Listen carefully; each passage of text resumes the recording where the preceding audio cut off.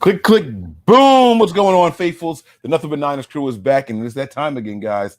March Madness continues. It's midnight, and so that means spooky hours. No Drake pun intended here. It's time for you guys to send your questions in, so we're just going to get right to it. If you guys are in here, you do not have to make contributions. Just go ahead and type your questions, and we're going to get to them in chronological order. All right, so let's go ahead and do this. The first one here, DJ Malone starts us off with, how are you guys doing tonight? Is it wrong to feel pessimistic about next season? Who do you guys believe should be our backup QB? Are we bringing back the 94 red throwback unis? LFG, baby. All right, you gave us a lot here, Brian. You gave it a thumbs up. I'm feeling all right too. Getting a little bit of energy back in my swag over here. Is it wrong to feel pessimistic about next season? I'll let you take that part first. I don't think so at this point in the preseason because we haven't seen a whole lot of moves, and we don't know what the plan is. And obviously, with Lynch and Kyle there, they keep it under wraps until it's time to let it out of the bag. And so, I don't think that it's wrong to feel pessimistic at all. And until we start seeing what their plan is, I don't think that there's anything wrong with that. And then, let me get that first. Is it wrong to feel pessimistic? It's not wrong. You can feel however you want, but I can't do it yet. I feel like every time we talk, every time we do a show, the cap space that we have ends up going up a little bit more every single time. There was some insinuations that the Cowboys kind of tipped their hat and that the cap is going to grow a little bit more than what was expected by the Dak Prescott deal. I feel like the Niners have to have a plan. We just don't know what it is yet. And so I can't feel pessimistic about the season until I see that plan unfold. Now, if they just kind of willy-nilly their way through this, then that's a little different. Who do you guys believe should be our backup quarterback? I'll go first here. I'm going to say the backup should be Sam Darnold. I don't know, because Fitzpatrick's retiring, or so they say. So Rosen is the guy right now, and your guess is as good as mine who else they're going to bring in as far as a vet presence. I would love to get my hands on Mariota just to have him sitting back there as insurance, but the chances of that are slim to none. All right. And then the last one here, are we bringing back the 94 red throwback unis? I don't know for sure, but that seems to be the rumor that's going around on Twitter or some variation of it. And if so, then cool beans. New quarterback, new unis. It's a positive for jersey sales. What do you think? Sure. That picture that was leaked today, I'm down with it. I like it. It's kind of like a red version of the white unis that we used 2 years ago. And so, let's roll with it. All right. Kevin Jeter says, are we the team to beat in the NFC West? Best coach, best cap situation, best draft position / capital. I'll go first here, and I'll throw it back to Brian. My answer is simply going to be no. I think that in order to be the team to beat, you have to be the good team. We don't know our quarterback situation. We barely know our running back situation. We don't know our offensive line situation. We don't have a secondary. We can't be a team to beat, and we're not a full team yet. So I'm not saying that what we have right now is a bunch of nobodies. I'm just saying that it's hard to count any of it. And so I'm going to say no, we are not the team to beat in the NFC West right now. And I would agree with that, although I will say that we have the most ingenuitive coach, and we have the best cap space. That's just a fact. And then we have more draft capital than anybody else. So, yes, those last two pieces of that statement are correct. Yeah. Sev Mazzari says, who do you think we will draft with our second-round pick? This is really tough for me, and it's just because we have to see what happens in free agency first. The reason we on this show haven't tackled the draft and started doing the mock draft yet is because free agency hasn't even started. Free agency is where you're going to really lock up the places, the positions that you really, really need. So the biggest needs, you want to go out there and get those professional, the guys that can do it on the pro level, and then you go through the draft and try to build your stock that way. So I'm going to say I don't know. Sorry, can't answer that. I'll just go out on a limb and say probably offensive line or cornerback, depending on what we take in the first. Mm-hmm. All right, we'll give this one to you first here. Money aside, would you guys rather have a big-time edge rusher paired with a rookie cornerback or a rookie edge guy paired with a big-time corner? I want an edge that can do his job well, and I'll take the rookie cornerback. So that first option. I guess this is like which one do you get in free agency versus which one do you draft, Basically, right? yeah. I think that I would get the proven edge rusher again and put the rookie. We've seen the Niners build that rookie secondary before and just plug in, 3 or 4 guys right away, and it has been successful. So I would do that. K9 Kicks. I think we had the same exact question last show. So we're gonna skip this one. Let's see here. Who's better in your opinion, Sam or Jimmy? You want to go first? Jimmy.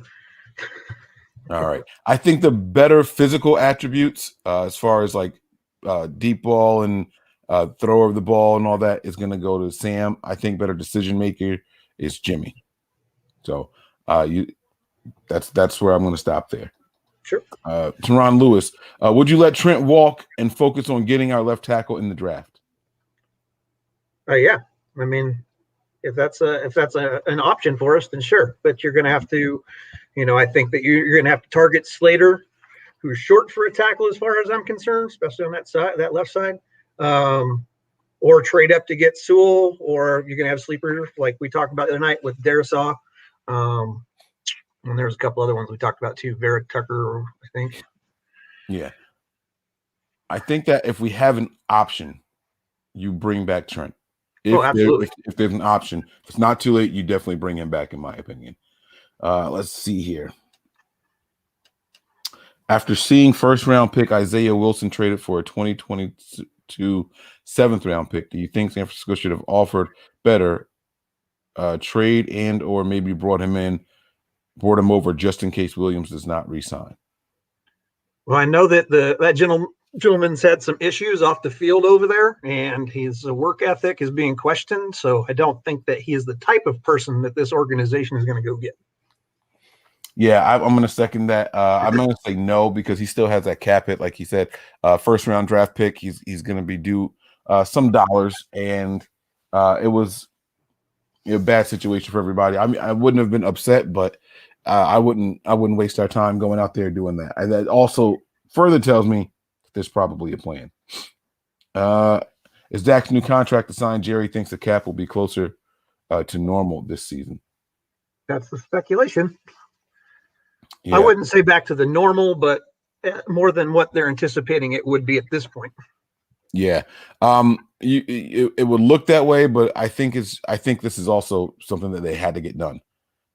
Now you got to see if they start cutting people and stuff or what people they don't bring back. So you got to keep your eyes on it. But I think Dak was the priority, the top priority. What did they say? I think his cap hit was like $22 million for this first season. I don't remember what it was. And I want to say they were sitting at like 27. So they don't have a whole lot of cash left. Right. Here you go. Matt Flores says thoughts on Dak taking 24% of the Cowboys cap and what that means for the 49ers going forward. I'll go first here. I say good. Take up all the cap and leave them screwed. I hate the Cowboys. It is a long-time hatred of mine. Dak is a quarterback that I liked, and I wanted him to get his money, so it works out for me. Give him all the money. Screw the rest of the team. Let that ship sink. And as far as what it means for the Niners, doesn't mean much. Just a reminder that the quarterback contract that we have right now is really not that bad. Yep. I don't have anything else. All right. Let me see. I think this is one. Cutting trading Jimmy would put us at 50 million plus in cap, top 5 in the league. How do you feel? There has to be a plan in place before you cut Jimmy or trade Jimmy. And so far, we don't know of any plan in place. But yes, that would be right. Mathematically, we would have $50 million. I agree with everything you just said. Don't just cut them for the sake of cap space. We got to make sure there's something to do there. I skipped this one. Sorry, Kid T. Dunlap was released. Would you pursue him? If the price is right, sure. Okay. Yeah. If the price is right, and if you think you can get something else out of him, I do think that there was a reason he was released. So I would have to go back and really watch again to see what I think, and I'm just not quite sure. All right. I'm just not quite sure. Let me see. Here is one here. I think we'll make a big surprise move at the start of free agency. What do you guys think, Mike and Brian? What do you think, bro? It's really going to be dependent on what they do with Trent, because Trent's going to take up a huge chunk of the salary cap.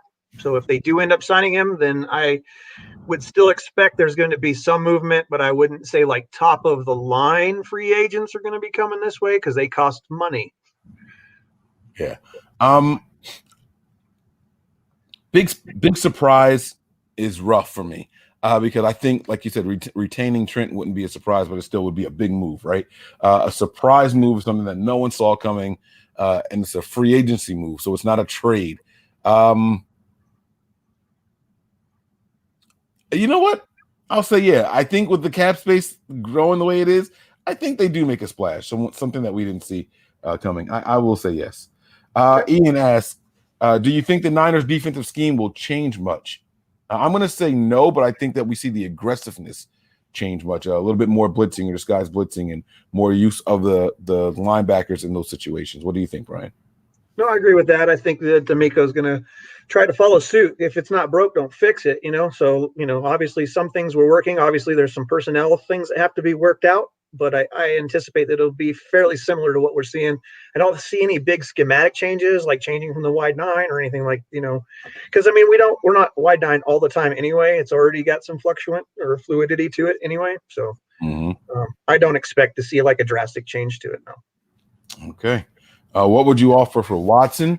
I'll go first here. I would give up a first this year, a first next year, and George Kittle. That's as far as I would go. And I would probably do a first this year, first next year, our compensation thirds for this year and next year, and maybe throw in a second, no players. All right. I like it. How much do you think we need to give up to get Orlando Brown Jr.? This is a little tough. I'm going to compare it to the trade that we did last year or 3 years ago, actually, during the draft, after we picked up McGlinchey and we traded our left tackle, or I'm sorry, our right tackle. And so I'm going to say a second at the most. A third is probably more ideal. Sounds right. He's a guy in his last year of his deal. He's going to be looking for some big money after this, and he simply doesn't want to be there. I think that actually hurts them a little bit more than anything else. They don't have a need for him. So get what you can. Go ahead and take a third, second if they really play hardball. Let me see here. Oh no, that's not a question. Sorry. Yes or no? 2 firsts, 2 seconds, Armstead and Greenlaw for Watson. No. No. All right. Thoughts on Alden Smith? I would say no. I think he's going to be with the Cowboys for a long time, probably. Okay. All right. Do you think Alex Smith backing up Jimmy G while coaching Josh Rosen sounds good? Got me excited. What do you think? I wouldn't be against it, but I don't foresee that happening. Okay. All right. I'm going to say no. There's a lot of mediocre ability in the building, and that's just too much happening all at once. I think we have to do something a little bit different. All right, Brian, I'm going to assume this one's for you. How did we get the $23 million in cap? And Albert Breer reported 28. It's also going to have a lot to do with what cap figure people are projecting, like just straight off the top. So we knew that there was going to be about 5 to 6 million in roster bonuses that weren't achieved due to the fact that half of our team was gone on injury. Where the other 6 million came from is likely to be earned incentives that the players didn't make if they were out for roster bonuses. They didn't reach their, yardage milestones or tackle milestones or get into the playoffs. It depends on what their contract said, as far as those things are concerned, or somebody didn't get voted to the Pro Bowl or something along those lines. There's little caveats in those contracts, and all that money comes back to us when those things don't happen. So that's how we got that money. All right. This is a long one. I don't think we're going to get the answer at all, but hey, Mike, why did you start the March Madness at midnight? And who are your top 5 cornerbacks of all time for the 49ers? That's a really tough one to answer. And so I'll just start with why we started it, because we don't get to answer everybody's questions. All right. We'll try to answer the second half of this one next time, but we'll see you guys. Peace.